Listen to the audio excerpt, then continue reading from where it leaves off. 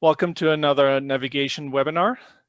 I'm Mike Tuscher. I'm the organizer of this webinar series, and I welcome you to the webinar about AllTrails.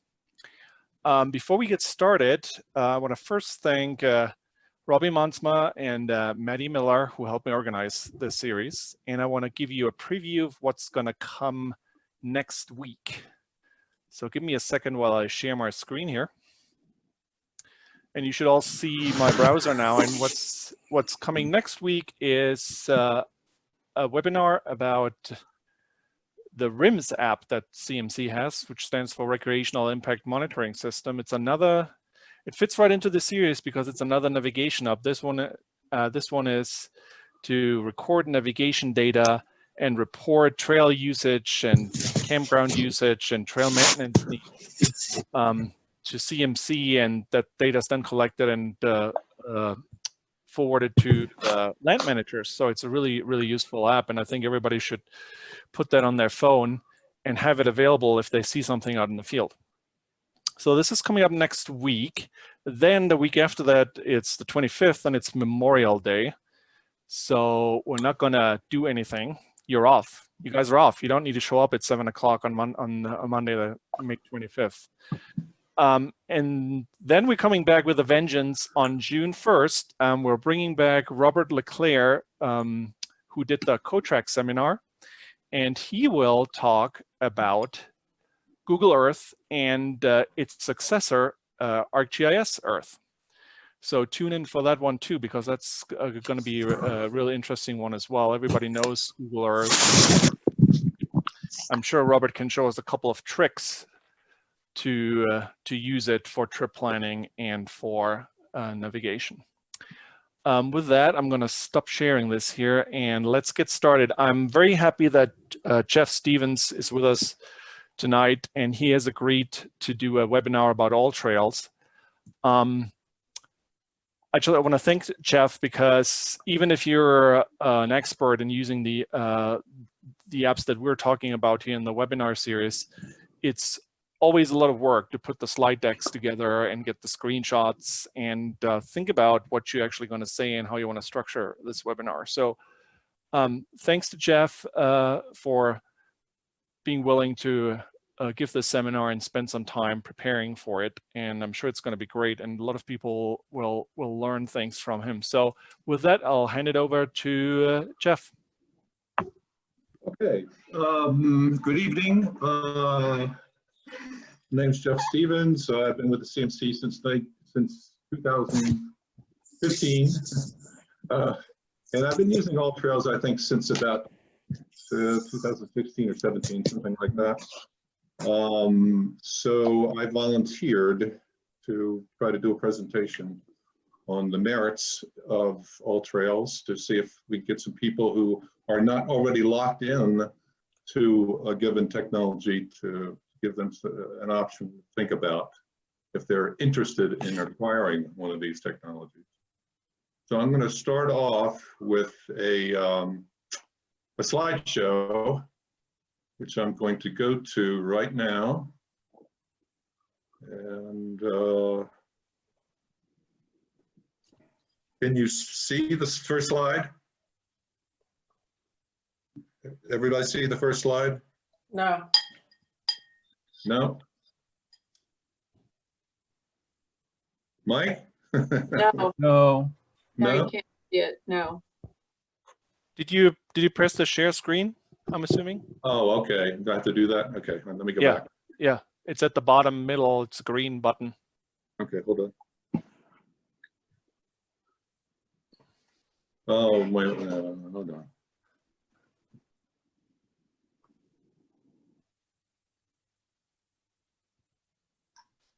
Share screen. Okay, I see. All right. Let me go back to here.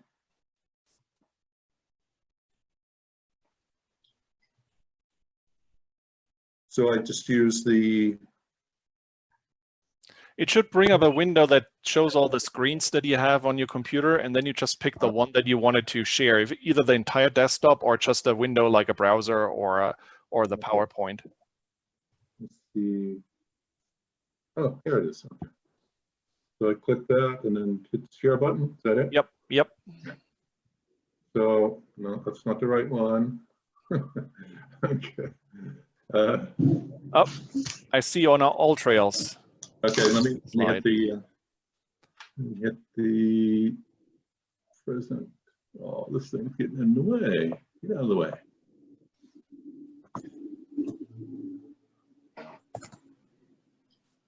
Is that better? Yep. Okay. Works. So AllTrails is, as we probably all should know by now, is one of many, many ways to navigate, record tracks using a GPS device. In this case, it doesn't work on a Garmin. It does work on just about any cell phone that's of recent vintage that has GPS on it. So let me see, how do I get to the next screen on this thing?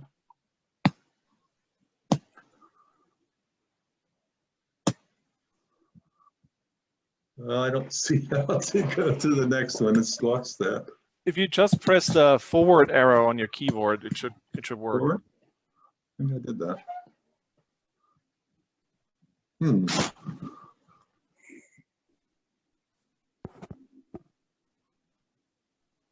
Let me escape out of this. Oh, I can't even do that either. Oh. Let me go back to this. I don't know why that's not working.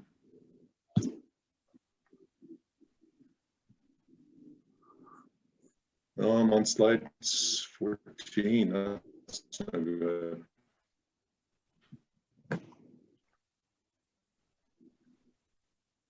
Okay, let's try it again. Can we see the agenda now? Yes. Yes. Okay.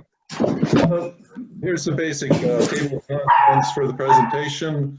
I'm going to give you some general remarks about AllTrails. Folks, can you please mute yourself? Somebody's dog is.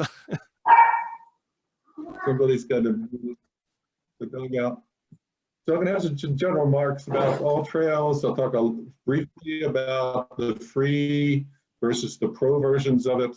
And then what I'm going to do is a little unusual, I think, is I'm going to pretend that I only have a mobile version of the application. I'm not going to look at the full-blown browser version of it right away. We'll go use the mobile app. I did a run-through on this on Friday at Staunton State Park and did a lot of screenshots to kind of show you some of the features of using it while you're actually on the trail. And I recorded the track, as a matter of fact. And then we'll go to the browser app and look a little bit more closely at what's on there, how to find trails or find routes, and how to create one from scratch, how to import them from elsewhere, and so on. And then we'll go back to our the trip that we recorded, that I recorded on Friday, and show you how to edit it and export the track and so on. So AllTrails began in 2010 in San Francisco. This is basically from the AllTrails help files. They have, or claim to have, about 100,000 trails in their database. They have 10,000 registered users. These users are all kinds of people: hikers, mountain bikers, trail runners, just about anything, skiers, backcountry skiers, just about anything you can think of.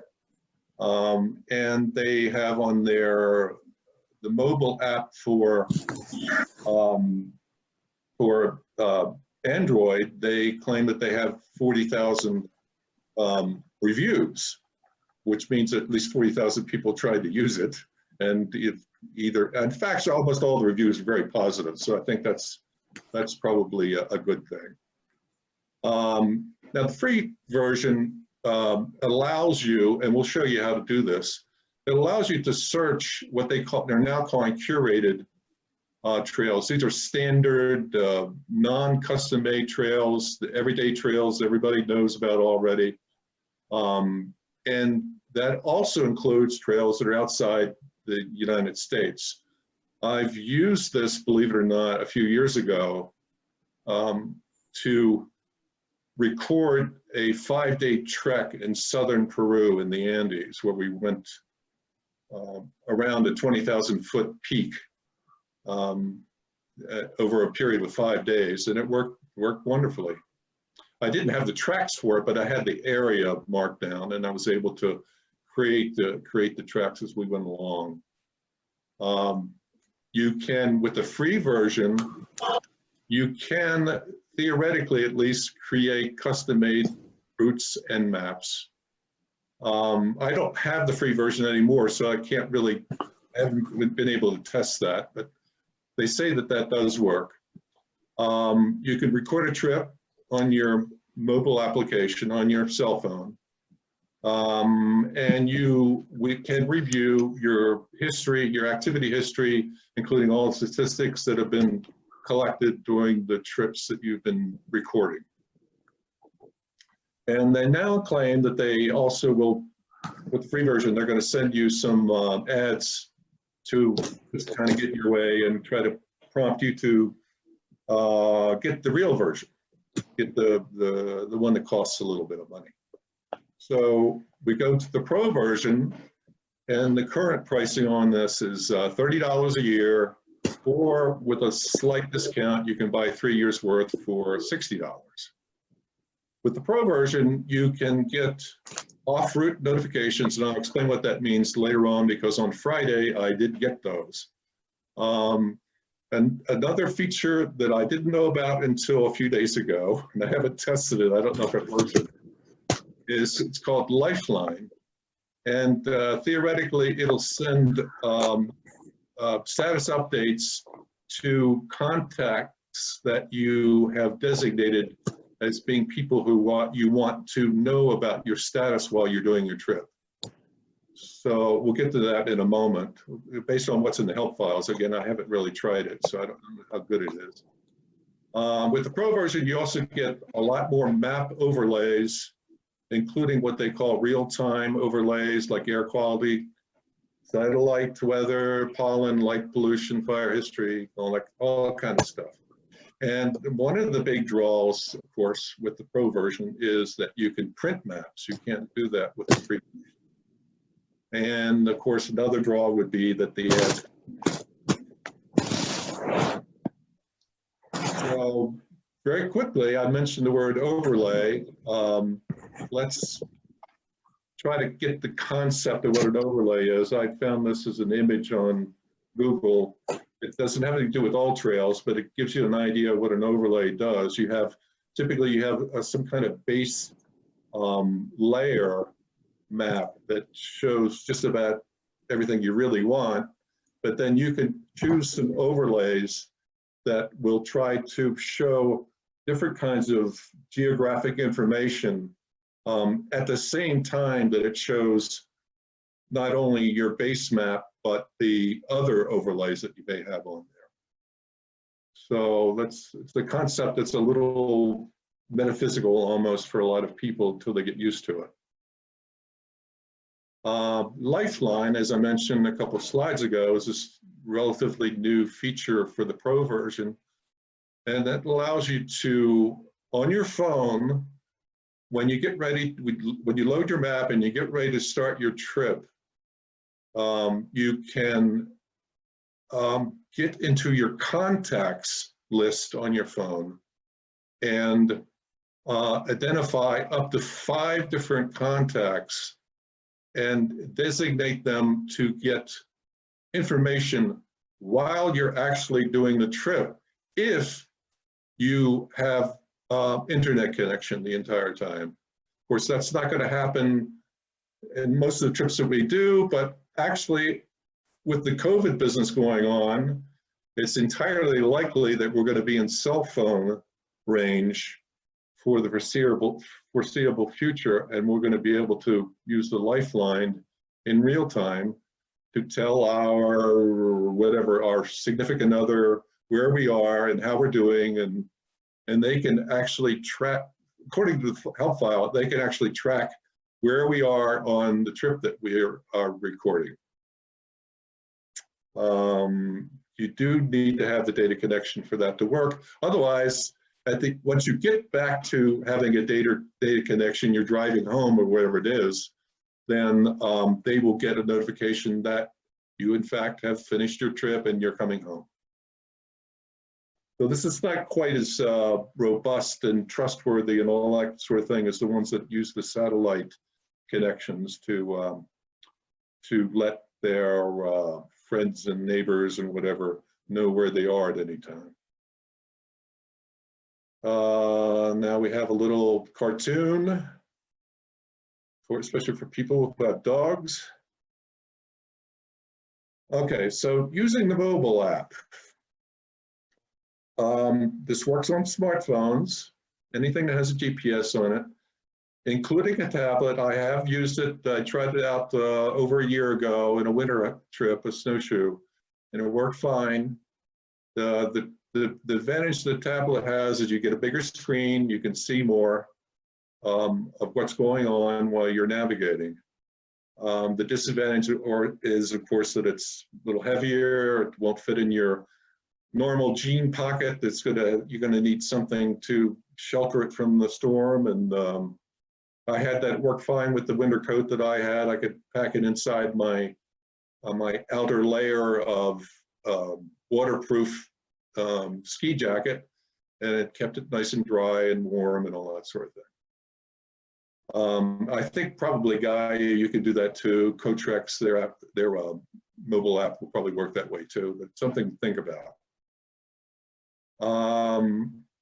Now, using the mobile app, you can find common routes very easily without even using the browser. All you need is an internet connection, and you can look them up.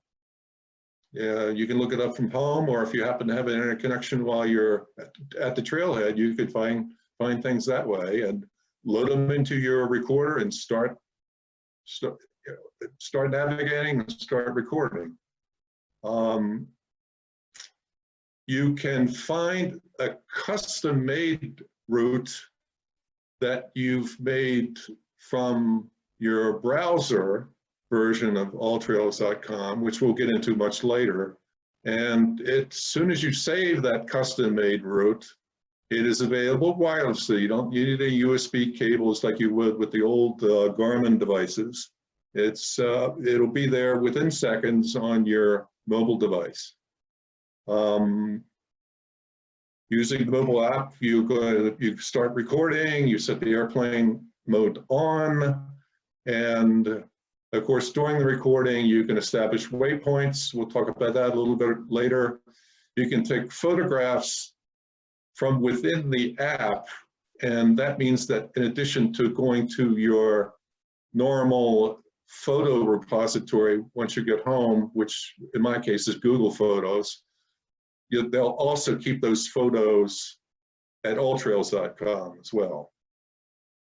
And of course, during the recording, or if you're not even recording, you can always just use the app to navigate, to figure out where you are on your trails and on your routes. And of course, last but not least, you need to remember to stop your recording at the end of your hike or your snowshoe or whatever it is you're doing. Okay, so what is a waypoint? I tried to find a good explanation of this, and I think this one's actually fairly simple. Waypoint is just a marker that you click on. You say this is waypoint, and you can name it. And it could be an overlook. Staunton State Park has lots of wonderful overlooks. I found one on Friday that I'd never seen before, and it was very very amusing. It can be a peak, alpine lake, unusual rock formation, anything that, a junk car that's found its way into the woods and been pilfered or whatever, anything that you think is worth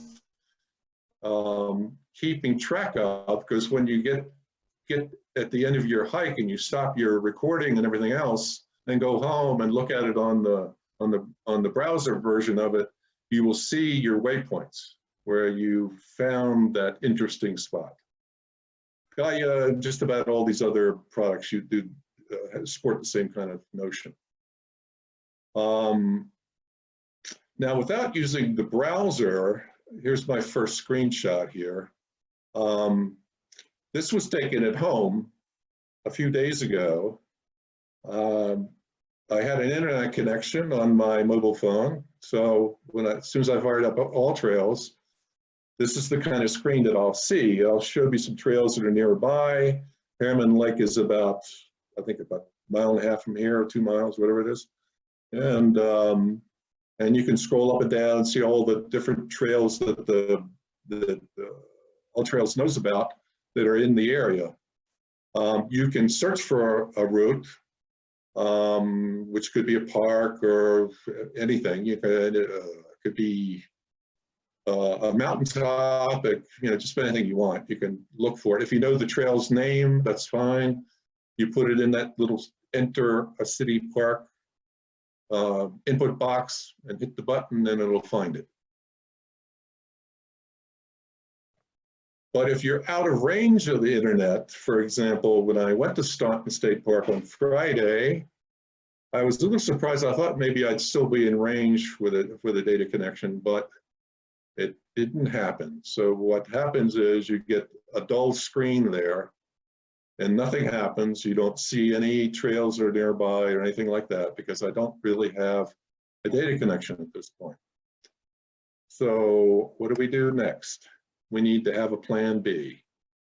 So what I did was, I think the day before I went, probably on Thursday, I decided I wanted to go to Staunton Park the next day, and I picked out this particular route, the Staunton Ranch, Old Mill, and some couple other trails that are involved there. And all I did was and we'll get into that scenario later on.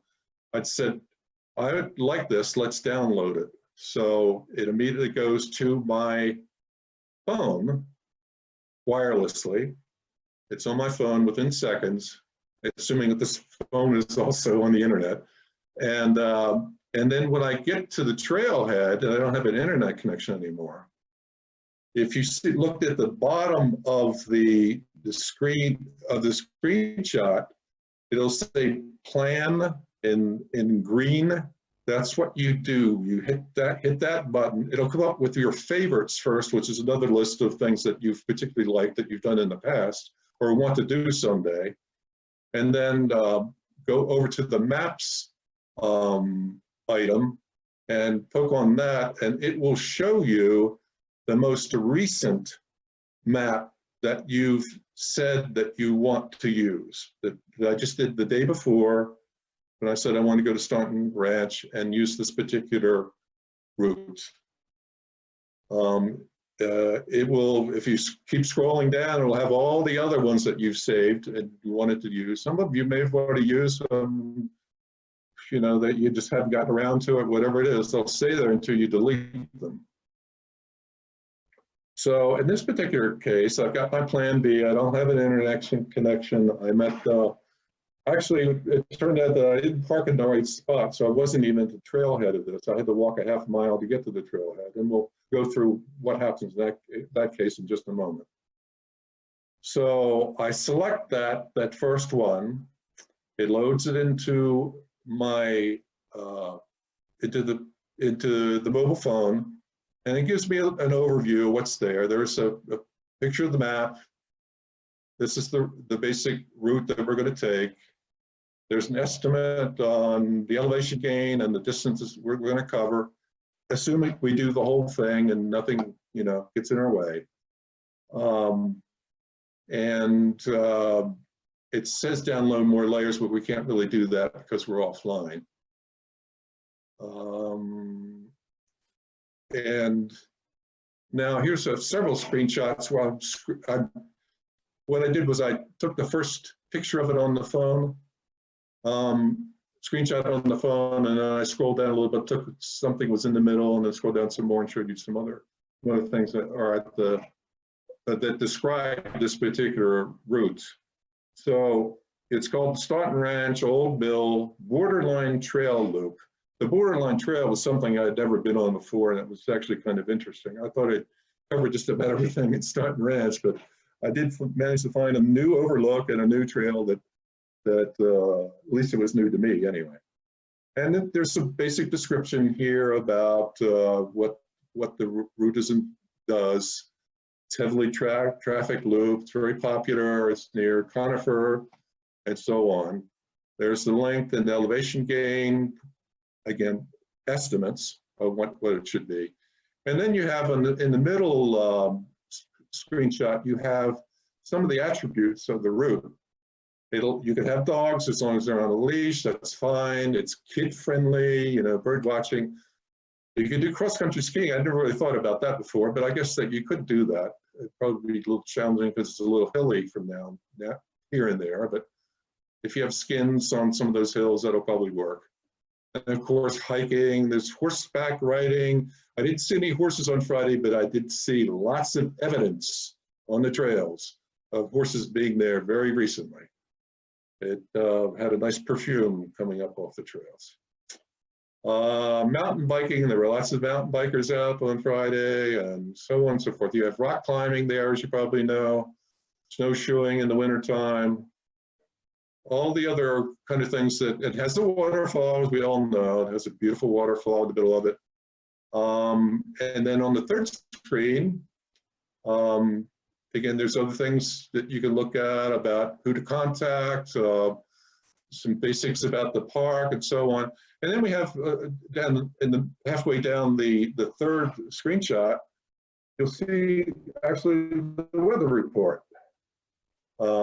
There's you know, I think this was on Friday, so I'm not sure why they're not showing Friday, but they have Saturday, Sunday, Monday, Thursday, Tuesday, and so on. And of course, you can look at reviews, you can look at photographs that have been taken that AllTrails knows about of this particular route, and so on. Quickly, if we go back to the first screenshot, if you hit the directions button there, it'll take you into Google Maps, and it'll show you from where you are when you took that shot, and how you drive to get to the trailhead. There's the record button there if you want to do that. We're not going to do that right now, but the share has to do with the usual things about sending an email to your, or a text or whatever it is to anybody you want to send to. I'm not quite sure what My Map is. I think this gives you an option to save it as one of your favorites, I believe. Let's see. So that's not all of the stuff that you can see on your mobile version of the app, but that's gives you some of the ideas of the details of this particular route and what to expect. You get basically the same thing in a somewhat different format on the browser version of it on your computer. And we'll look at that a little bit later as well. It's basically the same information. I think there may be a few things there that they save that they don't put on the mobile version. So in this particular case, what I want to do is the question is how did I add this route to my plans? And I told you this the day before, I did this actually from the mobile app. I didn't use the browser. I got on the mobile app, I found this particular route, and I clicked on or tapped on the View Full Map, which gives me the second screenshot. And here I hit the download layers. And in this particular case, all I was really interested in was the AllTrails layer. I'm going to use that as my base layer. And then I downloaded it. It takes from home, it took, whatever it does, 10 seconds, 15 seconds to download that layer. to the mobile phone. And then I'm ready to take that on to the trailhead. Now we're back at the trailhead. It's almost 11 o'clock now, the next day on Friday. And I've loaded this into, I think this map is something that I want to use right now. And on the 3 dots in the upper right-hand corner of the map, I open that menu list, and you'll see about halfway down, it says load into recorder. This is one of several ways you could load the thing into recorder. This is one I've decided to do a screenshot on. So I select load into recorder. The next thing I see is the middle screenshot, which is going to show the map loaded in my recorder. It says that that was done 4 seconds ago, but I need to hit the red dot that's underneath the clear and save to actually start it. So I do that, and then I get the third screenshot, the rightmost screenshot, which will have the pause button there. And now it knows that I've actually started the recording. Typically you get a few seconds there where it'll say, what is it, activating GPS or something like that. And then the GPS, the mobile app's got to establish a connection to the GPS device and interface with it so they can find out what's going on. And that typically just takes a few seconds if everything works correctly. And also, because I've started by recording, you can do this a little bit early if you want. You want to turn the airplane mode on in order to cut back on the juice that's going to be taken up by trying to find a Wi-Fi connection while we're doing this. We don't want to do that. We can't find it anyway, so we might as well turn that off, and that'll save on our battery. So during the trip, here are some things that you can do, just like Gaia and Protrax and just about everything else that we've been talking about over these past few weeks. You can use the app to find out where you are. You can use Map and Compass if you like. This is a lot faster. The Map and Compass doesn't work if you're not in ideal conditions. But the GPS is very reliable about telling you where you are on your route. It's especially good when you get to an intersection, especially if you're not familiar with what's going on, and we'll get an example of that in a minute, and there's no markings, there's no signs that are saying, you know, the named trail that you're on is the one you want to continue going straight, you don't want to go left or right. This is very good at telling you where you are on your route. At that point, you can also see how far and how long you've been traveling, how far you've gone. It'll give you an estimate of how many miles you've traveled, how long it's been since the recording started, and so on. And of course, if you're the leader, this gives you a clue on how much longer you got to go to get to that mountaintop where you want to have lunch. You can see that you're only a third of the way there, or you're 2/3 of the way there. You're almost to the peak, and that's good because your stomach's starting to growl, and it's time to have a little break and eat something. And as I was telling Mike earlier, we've seen people who don't have these GPS devices, but they do have Map and Compass, and we see them struggling trying to figure out where they are, especially if they are the leader of the trip, trying to figure out where they are and so on. You can coordinate that by taking your location on your GPS device and showing to the leader who has a map, a fold-out map, or a printed map in any case, and they can and everybody can see on a much bigger, better, easier to read map where it is, we happen to be, and where we are heading. And of course, during the trip, we can also record waypoints and take photographs, as we'll see in a moment. So here we are at Trail Juncture. I think, as I mentioned, I parked at the wrong parking lot, and I had to walk about a half mile to get to where I was supposed to start the route. And I decided to take out my, my cell phone and take a snapshot. It shows that I walked 0.5 miles in 12 minutes, or almost 13 minutes. There's my pace, 25 minutes per mile. And the blue dot there in the middle of the map tells me that's the location. That's where I am right now. That's where my phone is anyway, right now.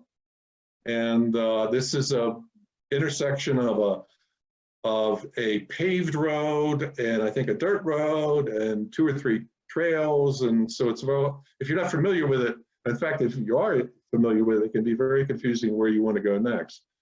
The route, which is in red, is telling me that I need to cross the road and keep going straight and not veer off to the right, because that'll take me to a completely different route and end up getting lost, which is not what I want to do. Here's an example of taking a photo from within the application. If we go back to here, if you look down at the bottom to the left of the pause sign, the red pause sign, you can set a waypoint if you want by clicking on waypoint. I didn't do that on this one because I don't really think they're all that interesting, but I did to the far left, I clicked on photo. And the first time you do that, it's going to ask you, it's going to say that AllTrails wants to have permission to access your camera. You say, yes, okay, fine. And after that, you won't have to do it again. So then you'll get your normal camera view of whatever it is you want to take a photo of. And you take the photo, and then you're going to see this screenshot, which is in this particular case of the old, decrepit old mill in Staunton State Park, which probably most of you have seen before. It's going to give me latitude and longitude. At this point, I can delete it from the AllTrails collection of my photos. It'll still be on my camera and it'll still get uploaded to Google Photos, so I don't necessarily have to lose it from that particular repository. But in this case, I'm going to hit save, and AllTrails is going to keep a copy of it for itself as well. And we'll see later on what that looks like at the end of the trip. So now this was later on. It turned out that AllTrails thought that part of this particular route was on this dirt road, which is obsolete information because now we're not supposed to go on that dirt road anymore. We're supposed to go off on another trail. There's plenty of signs there telling you that, and I followed the signs, figuring that AllTrails is a little out of date, which it was. So after you get about 50 yards or so away from the route that you're supposed to be walking on, you get notifications roughly about every 5 minutes. You'll get a little beep. And if I look at the notifications at the top here, it'll say, oh, you're off route. Check your recorder to make sure that you know what you're doing. You're not lost or whatever it is. This is a good feature that I believe, as Jim Garrett told us last week, is not in Gaia. And it can be annoying if you're doing a lot of, what do you call it, wandering around, or I forgot the term for it now, but you're deliberately off-road. It'll kind of get on your nerves after a while, but it can be useful if you do want to stay on route and the routes are correct. I get a notification here because I've been taking photos, so they want to back them up to Google. And I let that go until later because I don't have a data connection now anyway at this point. And also at this point, the third notification there is a running total of the distance and the average speed and recording time that AllTrails has been doing since we started recording. So now we've got at the end of the trip, we need to remember to stop the recording. So the picture in the middle of the slide is what I see when I'm back to my car, back to the trailhead, a little resume of the number of miles that AllTrails thinks I have walked, the amount of time it took me to do it. There's the moving average of the number of minutes per mile. What I need to do at this point is hit the pause button, and then you will see on the right-hand side a screenshot that will prompt you to either save or clear it. If you clear it, that means, I don't want to keep this recording, it's a piece of junk. I didn't really enjoy this trip, I never want to come here again. So you just throw it away by hitting the clear button. It'll give you, in case you did that by accident, it'll prompt you saying, do you really want to do this? But normally what you want to do is you want to hit the save button, in which case it will save the recording for you. So back to the original agenda from the beginning of the talk. We just got done using the mobile app to find a known route, and we used it to also record the route and did various things like take photographs as we went along. Now what I want to do is switch over to the browser app to find and show you how to find and create and import routes. This is going to be a little richer experience, but it's worth learning about. So here's the agenda for this particular topic. We're going to first show you how to find an existing route, much like what we did with the mobile app. We will briefly go through a creation of a new one, a new route from scratch. Talk a little bit about how to import a track from another source like CalTopo, like Protrex, like Gaia, like 14ers.com. You know, they're GPXs all over the place these days. You cannot avoid them, they're everywhere. And including my own little invention there, the track file manager for CMC. We'll get into that briefly. I'll give you an example of it. We'll talk a little bit about layers and overlays while we're in the middle of all that. I'll talk very briefly, show you how to print a map, how to download the GPX that you've created, and the route that you've created, and how to download the map as a PDF file that you can, in turn, especially if you're the trip leader, you can attach to an email and send out to your fellow participants on the trip that you have when you do the notification email 2 days before the trip. And then we'll briefly talk about I think we've already covered that, making the route available to your mobile app. That's already covered. So now I'm going to have to escape out of the, briefly, out of the slide presentation and go to the browser. And this time it's going to be real time. We're going to play around in the browser, and that has a somewhat different interface. But the first thing you do when you get into your browser, you type in www.alltrails.com, you're going to get a screen like this. This particular thing is a snapshot, but I want to get out of that, and I want to go to AllTrails. Now we're in the browser. So how to find existing routes. There are a billion ways of doing it, but let's kind of play along with what we did earlier with strictly using the mobile app on the cell phone. So we're going to type in Staunton State Park,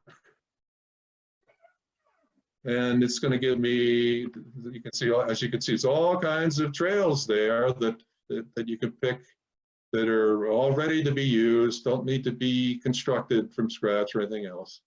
If we go into this one, it's going to show me the best trails at Staunton State Park. There's some photographs there.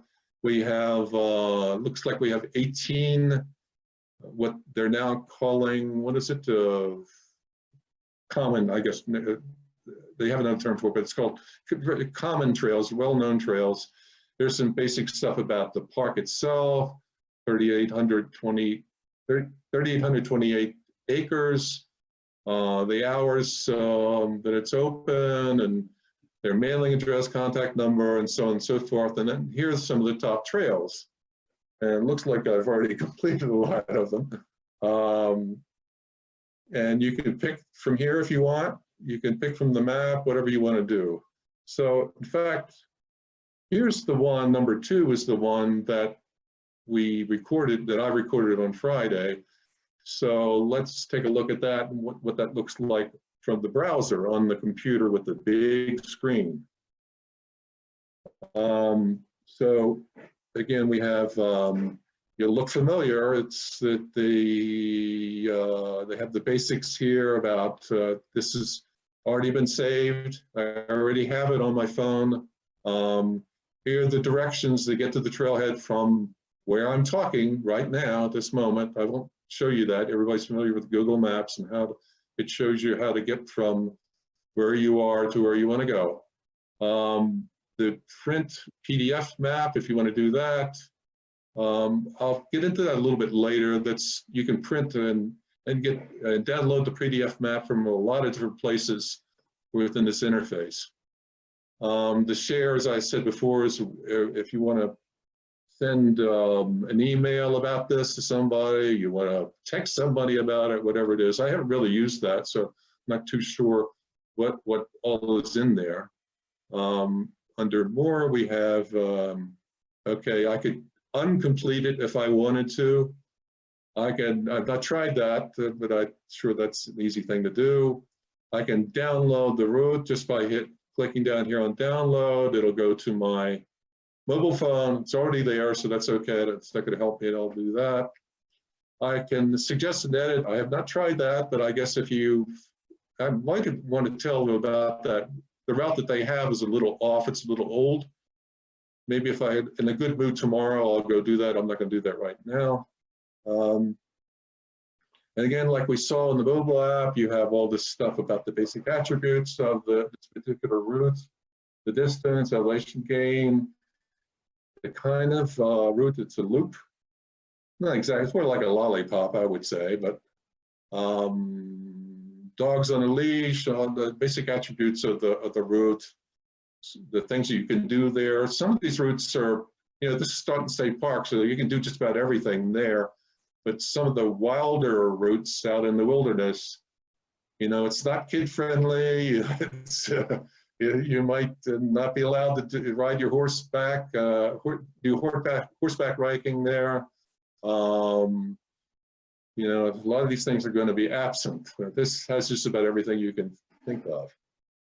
There's your description. It talks about the park and so on and so forth. There's endless number of reviews on this thing that AllTrails keeps track of, 211 of them. If you look at the photos, you're gonna get, it'll include the 2 photos that I did on Friday. And it'll probably include the recordings that I did on Friday as one of the 148 of them that are there. These are on the right side, there's nearby trails. As you know, Staunton State Park is an intersection of umpteen different trails, and they intertwine, and you know they're a very complex system of trails there. So very easy to find other trails. If you're maybe that 9.9 or 9.3 or whatever it is, trails looking a little bit too long for you, you want something a little bit shorter, you can scroll down here and find something a little less taxing for you. The other thing I should mention before I forget is frequently these reviews can be very, very useful. Not always, but sometimes they can be very useful if they're taken recently, of telling you about trail conditions. Last winter, I think in December, I led a trip to Fern Lake in the national park, and by going to AllTrails a couple days before the trip was scheduled, I was able to learn from a very recent review that we didn't need snowshoes, that the trail was very packed down. Microspikes were a must. If you want to keep standing, you needed microspikes, but you didn't need snowshoes. So what I did was, my reminder email was I explained that to everybody. I suggested they bring their snowshoes anyway, and we'll make a decision at the trailhead whether we're going to carry them or not. We took one look at the trailhead and said, no, we don't need them. So we left them in our cars. We certainly used the microspikes. They were absolutely necessary. So that was a very timely clue on what we needed for that particular trip. Most of the time, the reviews aren't going to help you with that, but especially in the wintertime, that can be useful to tell you that maybe the trail is extremely muddy, for example, in the summertime. So take a look at those. That can be useful. And it just keeps going on and on, scrolling up and down and so on and so forth. And you can look at fact, I think, at all hundreds of reviews there if you want. So this is basically the same kind of information that we saw on the mobile version of it. So let's see what we want to do. Let's see. I think at this point, well, here's one of the things I can do is I can, hold on. Now, I think what I want to do now is I want to show you how to create a route from scratch. These are all canned routes of Staunton Ranch, Old Mill, Borderline. These are standard routes. You know, you don't have to do anything, just download it and use it. It's no big deal. But if you want to create something, you need to go, oh, I know what we could do. Here, if we go under history and we get to recordings, it's going to show the recordings that I've made in reverse chronological order based on the most recent one that I did, which happened to be on Friday. So if I select that one and show that, for some reason it doesn't really center it very well. Let's see. And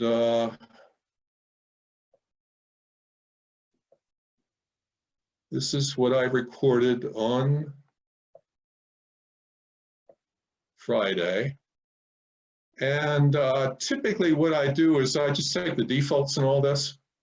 I don't give it a name. You can type it in there from your cell phone if you want, but usually I'm too tired and I just want to go home or go to a bar or whatever it is and celebrate. So the default name for this is recording and then the date and timestamp of when the recording ended. And what I can do at this point is I can go into edit it, and I did rate it when I stopped the recording, but I don't like the title here, so I'm going to change that to let's see, Staunton. I'm not spelling it correctly. Staunton. No, still not correct. Staunton State Park. And I'll call this snapshot trip. If you look at the activity types, this was hiking, but if it was a snowshoe, you could select that. If it was mountain biking, whatever it is you want to do, you can change the nature of the recording. This particular recording already knows that I used the route that they already have, so it's already picked that. But if I decide that I don't like that for some reason, it'll show me on the drop down a bunch of the other routes that it knows about that are in that neighborhood, and I can change that. If you did something that you made up on the fly, sometimes you just pick one of them and whatever it is. You can also at this point lie a little bit, change the date, and say it was the month before, a couple days after, whatever it is. And then this checkbox down here, by default, the recording that you have is made available to all the members of AllTrails. They can find it and use it for their own purposes. But if I check that as private and then hit the update button, then nobody else can find it. They won't even see it. If I delete it here on the red button, the whole recording goes away and I don't have it anymore and it's all gone. It's history. It's as if I hit the clear button back when I stopped the recording on Friday. But in this case, I'm going to hit update, and I think, and it should come back. And now we have a different name for it. Very briefly, I'm not going to demo this, but you could change the endpoint. I think Jim Garrett talked about that, how to do that with Gaia. I think this one's an easier one. If you've forgotten to stop your recording and you've driven home and you look at your recording and it's ran all the way to your garage, and that's not what you want, then you can go in and edit that endpoint very easily by scrolling it essentially all the way back to where the real end of the trip was at the trailhead, at the parking lot. You can share it at this point. That again gets into emailing and all that kind of stuff. You can download the route, which essentially means that you want to save that particular track. You can save it in various formats. There's XML or KML, KMZ, all these famous different kinds of geolocating kinds of formats. DPX, of course, is the standard format that all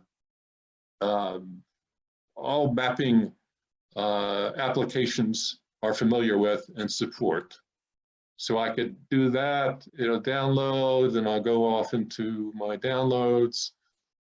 For some reason, it's a little slow, but I'm not going to do that right now, but that'll save it as a GPX file, and I can save it on my hard drive. And at that point, in fact, I can also send it to the CMC track file manager, and we'll talk about that a little bit later. Okay, so let's go, at this point, let's go do a new route. We'll plan one from scratch. So if we go look at plan, and underneath that, look at create map, we have nothing. We have a new map. It doesn't even really have a name yet. We'll worry about that later. And what we need to do, since we're just looking at Denver and all of Colorado or something like that, let's see if we can't find something a little more specific. And for this particular demo, what I'm going to do is go to Nederland, Colorado. And there it is. And what I want to do is go up Nederland. Let's see, let's scroll down just a little bit here. And I want to take the Eldora Road and go through the little quaint village of Eldora, which everybody should probably be familiar with, at least if you're from Denver. And we're going to go up the 4th of July bumpy road, which is what this is. It shows that there's trail here, but it's really, at this point, it's still a very, very bumpy road. And we're going to look for the trailhead, the 4th of July trailhead, which I believe is right here. And what I want to do is to create this route is I'm going to click once here. And you'll see what happens is we got a little pop-up here saying that I want to do routing or drawing. I'm not going to demo drawing because I found with my touchpad that it's almost impossible to get all the combination of keys that to punch down. If you have a standard mouse, I think it works much more easily. You have to do things with shift keys and control and move around, move the mouse around, all that kind of stuff. And with the touchpad, it was basically pretty much impossible to do that. But I will go ahead and click again, and you see the green button there that says that is the start of the route I want to go to. So if I want to, in fact, go to Neva Lakes, which is a trip that I led the summer before last, almost 2 years ago. I think it was in July of 2018. The Neva Lakes are right here. And so I want to, this route, by the way, that I'm showing right here is not really a trail. It looks like it's a trail, but it may have been a trail at some point, but we all found out a couple of years ago that there's really no trail there anymore. It's basically in the wild, in the marsh, and in the bubbling brooks and the wildflowers and everything else. So if I want to go here to get the Neva Lakes, then I can tap on that, and that'll give me something like a Snap 2 version that Jim Garrish showed everybody last week about how to get to this particular spot. At this point, I just took the default red, as you can do with Gaia. You can change the color scheme on that by picking something else if you want. At this point, what it's telling me is that it's about 2.5 miles. I may have picked actually the wrong spot for the trailhead because it's not showing that. It may have been back here that I should have done that, but that's okay. It's about 2.5 miles. There's the elevation gain approximately. And then if I hit the out and back button, it's going to basically double that and tell me that it's going to be a 5-mile trip there. And at this point, you know, I've got the route that I want. If there's no standard here, there's no non-custom made route to get to Neva Lakes in AllTrails. In fact, I really couldn't find it in Caltopo either. Or what else did I look at? I'm not sure. I looked at one of the other mapping systems. I can't remember anymore. And Caltopo did have the names for these two lakes. They called them Neva Lakes. AllTrails didn't even know what to call them. So they're very obscure lakes, very nice lakes. If you ever get a chance to go there, I highly recommend it. And so at this point, probably what I want to do is go in and hit the edit button. And I'm going to, we don't care about the rating because this is just a route. We don't really know what's going to be, how we're going to like it. So we're just going to call this Neva. Oh, I did this earlier. Okay, Neva Lakes from the 4th of July trailhead. And it's going to be a hiking trip. And tomorrow, I believe, is the 12th, isn't it? So, okay, so let's do it tomorrow. We'll go out and do it tomorrow. So we'll hit the update button. It doesn't really matter because it's a route, and the route's going to throw away all the activity date and timestamp anyway. It doesn't care about that. It only cares about latitude, longitude, and altitude. It doesn't care about when you did it or when you're going to do it. So this gives me a basic route on how to get to Neva Lakes from. This is probably a little bit further up than the 4th of July. I clicked the wrong spot for that. I have to apologize for that. And if you, at this point, this trip is already on my cell phone. My cell phone is on. It's connected to the internet and everything else. It's already there. But if I wanted to, I could also download it as a GPX file and transfer it that way if I want to do it the hard way. You don't really need to do that. And well, let me see, what does the upload file mean again? Okay, that's now, the upload file is what you want to poke on if you want to take a GPX file that you have from somebody else and you want to see that route on AllTrails and maybe fiddle with it a little bit and save it so that it goes to your cell phone. So if we go down here and hit the upload button, and fortunately, because I am I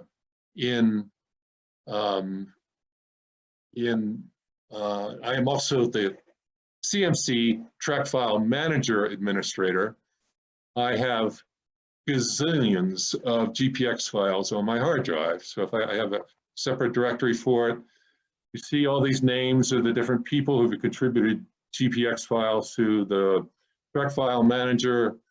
Who should I pick on? We do have one from Dave Damath, who's no longer with us, unfortunately, but somebody gave me a track that he recorded, and I gave him credit for this particular track, even though he's no longer with us. And so I could download that if I wanted. I have to, what did I do? Click on it and then upload it. And this is a completely different area of the world. This is Kenosha Pass. And we can take a look at that. If I didn't already have a trail marked on here, it would have gone right to it. But, and here's that particular track this was taken probably 6 or 8 years ago. And if I want to, I can play around with this one. I can move things around. I can add some layers to it, whatever I want to do. Briefly, let's look at some of these other buttons over here. Save map, that I think it's already done that, but that's just to make sure that it goes to your mobile phone. The print map interface will give you a chance to send it to your printer, or you can download a version of that as a PDF file and then attach that to an email and send it to the people on your trip or whatever it is you want to do. I'm not sure what Purple Link in history has all the trips that I've been involved in. We don't want to look at that. So if we go back to this, we have, let's see, we can look at the overlays. These are, if I wanted to look at, for example, if I was in the wintertime and I was concerned about avalanche dangers, you could look at that.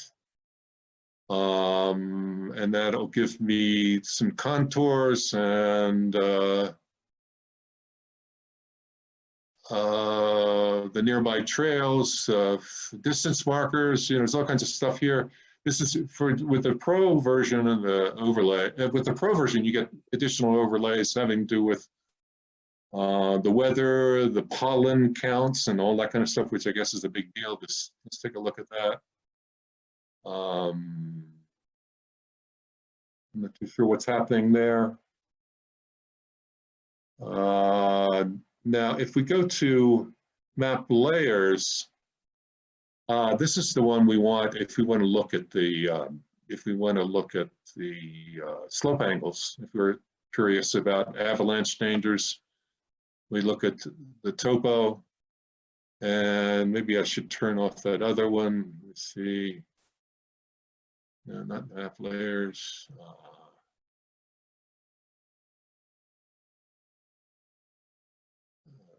Click. Let me get rid of reset. Apply it. Well, it's supposed to work. For some reason, it's not giving me the color coding. But normally, it will show you with the color coding, very similar to what Gaia does and what CalTopo does. Oh, maybe it's because there's nothing. This is a flat area. That could be the problem.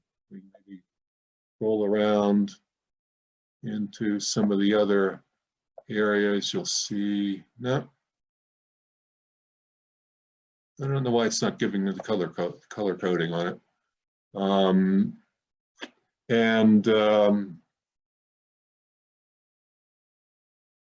So at this point, we have two trails on here. We have the one we were playing around with earlier over near Neva Lakes, and now we have the one for Kenosha Pass. They're showing up with the same colors because they're written with the same crayon. And I think that's about all we need right now for this. We've shown how you do the print map, download the map, or download the GPX.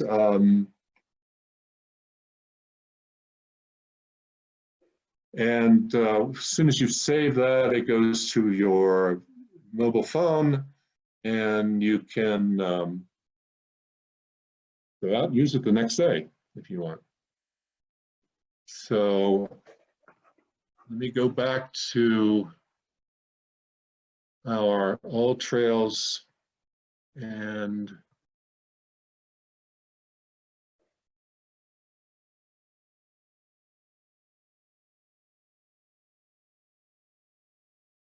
so now we're back on the slides again.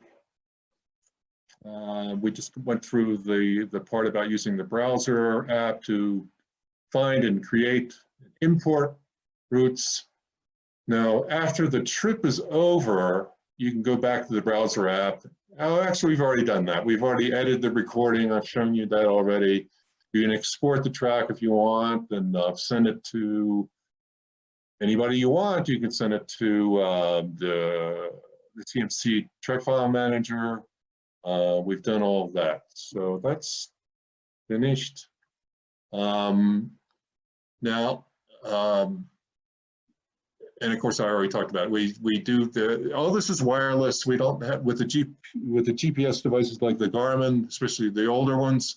You have to have a USB cable to upload, download from your to and from your Garmin device. You don't have to do that with this.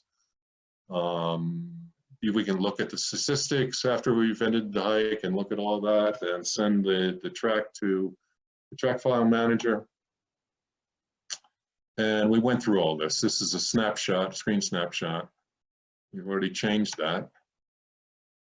Our final slide is, you know, the assumption here is that you, the assumption I've been using here is that you're kind of new to all this. You kind of have a vague idea what mobile apps do and how it might be interesting to be able to use one of these products like Gaia or CoTrax or whatever it is to record and or just to navigate while you're on a trip.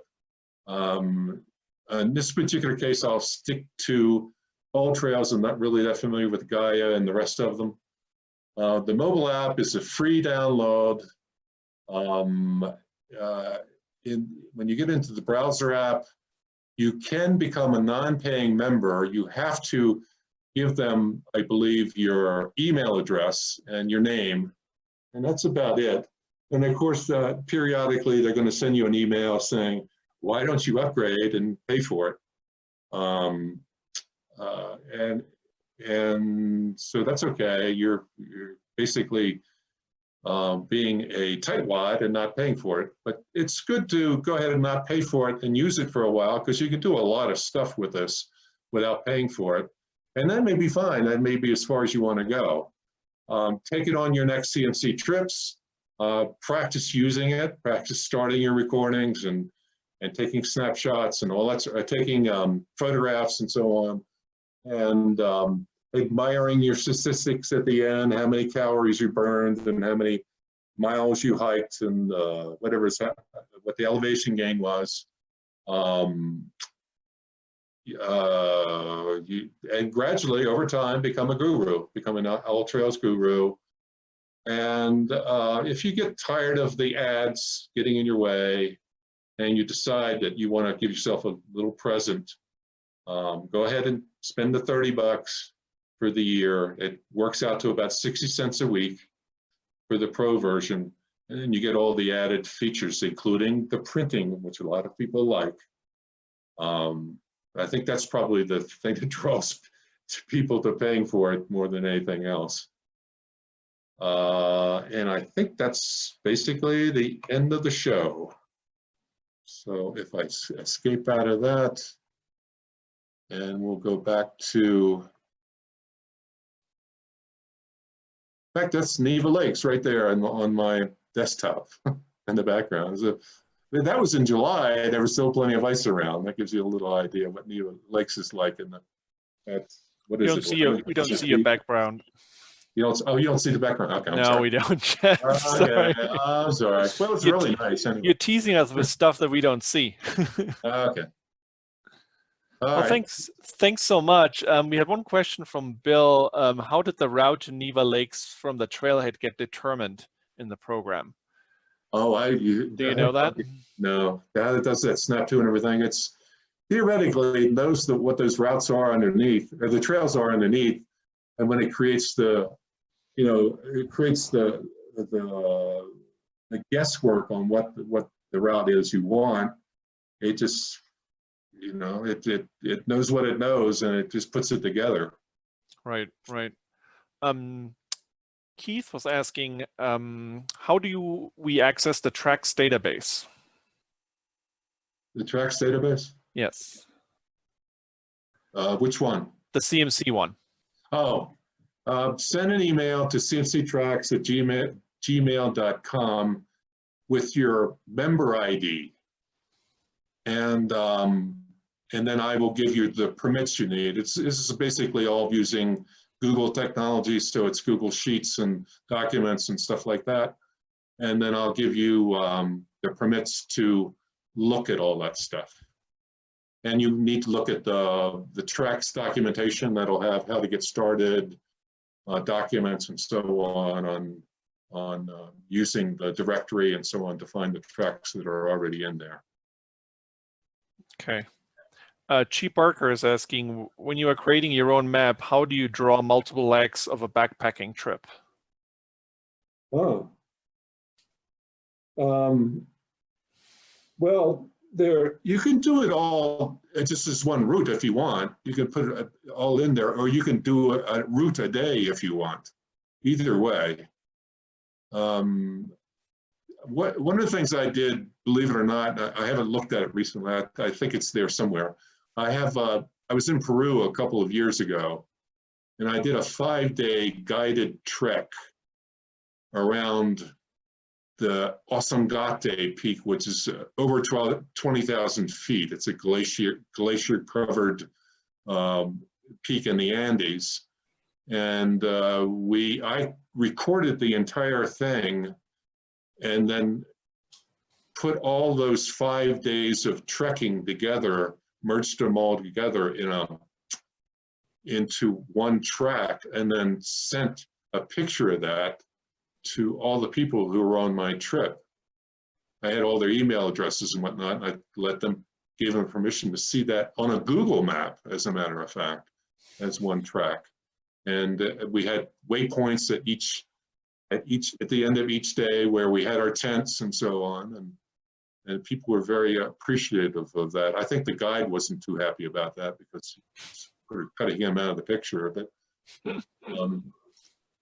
if you wanted to do it, you carry all that stuff, all that weight and tents and food and everything else for 5 days, you could do that. But to map out your own, you're doing a backpack, say it's 5 days, you can either draw it as one big long route, or you could break it up and, where you plan on camp. If you know exactly where you're going to camp every night, you can chop that up into separate routes, one per day. Right, and you can just add it to your custom map, just like you added that second Yes. GPS file, which Yeah. was basically a second leg. But Right, at right. Kenosha, I mean, you And obviously all wouldn't these- do that. And a lot of these things, even with the backpacks, you'll find the routes are already there. They're already in AllTrails. They're somewhere else. They're in Caltopo or something, and all you need to do is just download what's there. Depends on what you're doing, where you're going. If you're really getting into wilderness and you've been creative and you're bushwhacking all over the place, then you probably want to mark that out a little more carefully ahead of time and custom make it. Okay, well, I think that's it. I don't see any other questions in the chat box. Thanks so much, Jeff, for doing that. I think that was really, really useful to folks. As always, we recorded this, and if Jeff's game for it, we can add his slides to the CMC website, make that accessible as a PDF, and then folks can download it and take a look and read through it with their own pace. So that should help. All right. Thanks so much, guys. Have a good one. Thanks, Jeff. Appreciate it. Oh.